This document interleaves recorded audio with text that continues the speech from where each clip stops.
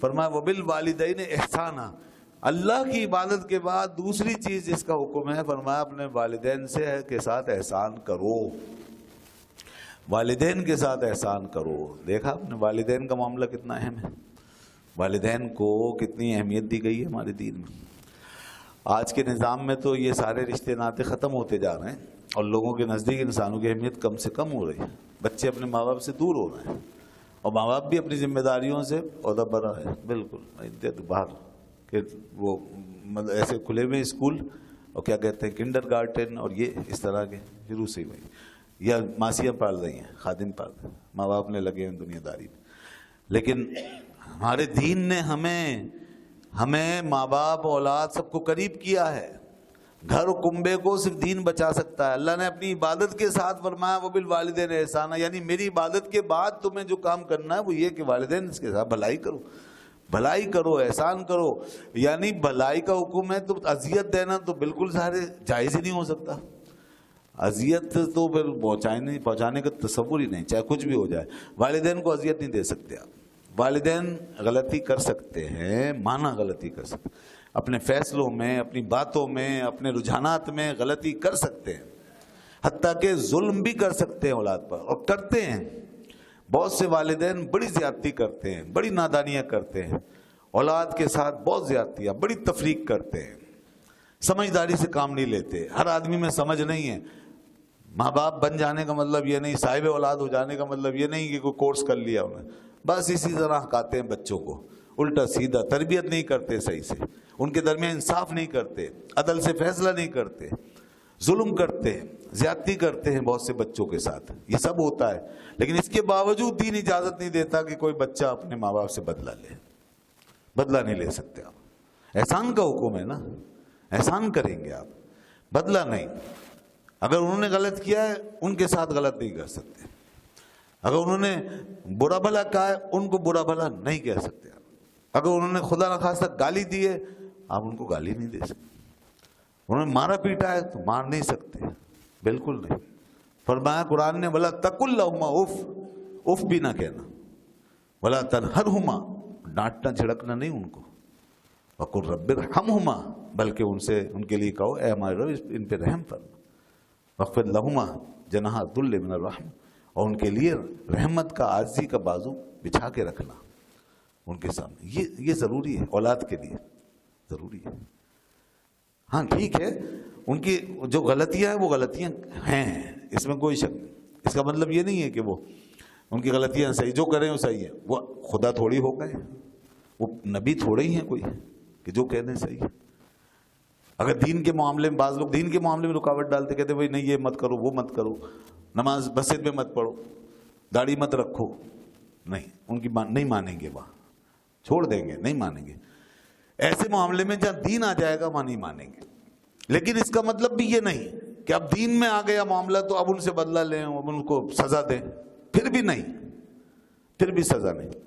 حتیٰ کہ اگر والدین مسلمان نہیں ہیں اور اولاد مسلمان ہے تو اب سوچیں گے جی یہ چونکہ کافر ہیں اب تو ان سے بدلہ لینا ہے، اب ان کو نہیں چھوڑنا، نہیں، پھر بھی نہیں۔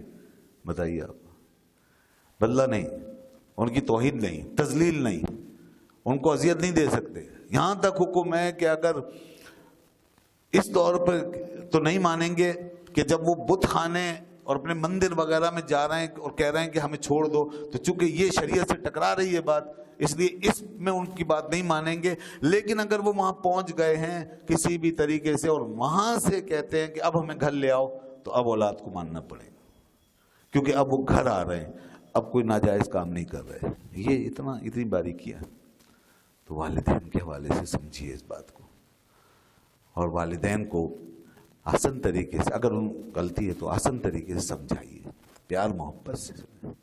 مان جائیں ٹھیک ہے، نہ مانیں تو چھوڑ دیں ان کو ان کے حال پہ، آپ ان کے ساتھ اچھا برتاؤ کریں۔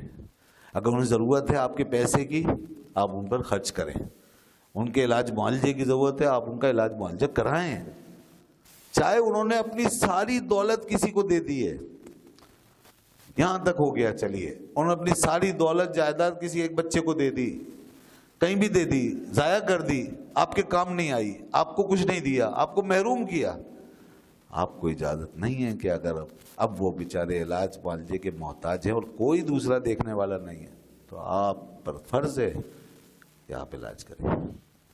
اگر ان کے نان نفقے کا معاملہ ہے اور ان کے لیے کوئی نہیں ہے آپ کریں. اگر وہ اکیلے نہیں رہ سکتے اور کوئی نہیں ہے دیکھنے سنبھالنے والا تو آپ کا فرض ہے آپ وہاں رہیں گے ان کے ساتھ, ان کو اکیلا نہیں چھوڑیں گے. آپ بولیں گے یہ سب کس وجہ سے بھائی, آخر اتنی رعایت یہ کس وجہ؟ یہ اس وجہ سے ہے کہ جس وقت انہوں نے پیدا کیا ہے نا, یہ وہ کام ہے کہ اس دنیا میں کوئی اور نہیں کر سکتا. اتنا بڑا کام ان کے ہاتھوں ہوا ہے. جب جنا ہے نا ماں نے, قرآن نے وہی بتایا کہ دیکھو کیسے پیٹ میں رکھ کے تمہیں جنا, کیسے پالا ہے اور کیسی کیسی تکلیفیں اٹھائی ہیں اس عورت نے تمہارے لیے. اور پھر جب تم دنیا میں آئے ہو تو کتنی تکلیف سے آئے ہو, سب کچھ اس نے اٹھایا. اور پھر اس کے بعد تمہیں پالا ہے کیسے, اپنے سینے سے لگا کے, اور تمہارے دکھ تکلیف پر انہوں نے اپنی زندگیاں قربان کر دی, اپنا سکھ چین قربان کر دیا, لیکن تمہارے آرام کا خیال رکھا.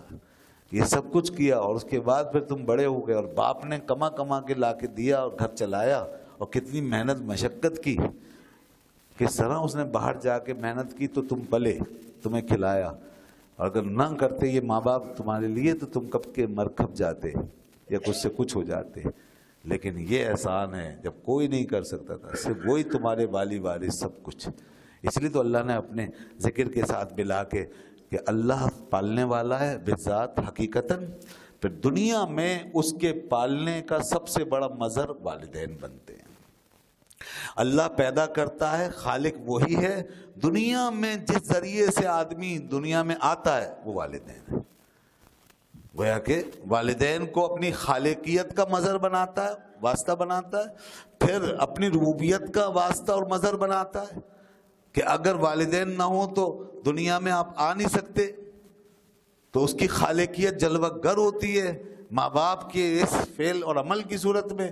اور پھر اس کے بعد اگر ماں باپ پالے نہیں تو آپ پل نہیں سکتے اور اس کی ربوبیت کا فیض پا نہیں سکتے. تو اس لیے یہاں اس کی ربوبیت کا اظہار وہ اپنا لیتا ہے, کرتا ہے ماں باپ کے اس عمل سے کہ پالتے ہیں. اس لیے دعا کرائی تو اس طرح رب ارحمہما کما ربیانی صغیرا, کہ اللہ تو ان پہ ایسی رحم فرما جیسے انہوں نے مجھے بچپن میں پالا. یہ اتنا بڑا احسان ہے کہ اس کا کوئی مطلب بدلہ نہیں.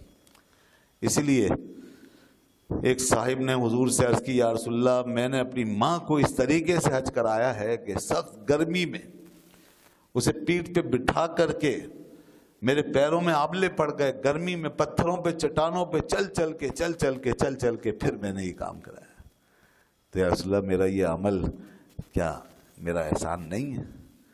حضور نے فرمایا یہ تو تیری ماں نے جو جھٹکے سہے تھے نا تیری پیدائش کے وقت, اس ایک جھٹکے کا بھی بدلہ نہیں ہے جو تو نے کیا ہے نا, اس ایک جھٹکے کا بھی بدلہ جو تیری ماں نے برداشت کیا تھا. اللہ اکبر.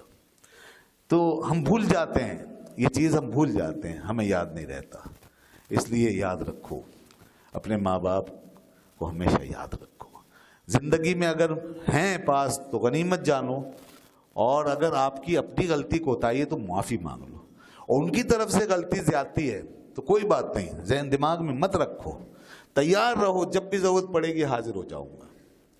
اگر یاد کر رہے ہیں چلے جاؤ, اگر نہیں یاد کر رہے, نہیں آنے دے رہے, بھگا دیا, کوئی بات نہیں, مگر کبھی ناراض ہو کے اس کتے سے کم از کم زیادہ برے نہ بنو کہ جو اپنے مالک کا ایک دفعہ کھا لیتا ہے تو دھتکارنے کے بعد بھی نہیں جاتا, بھگانے کے بعد بھی نہیں جاتا.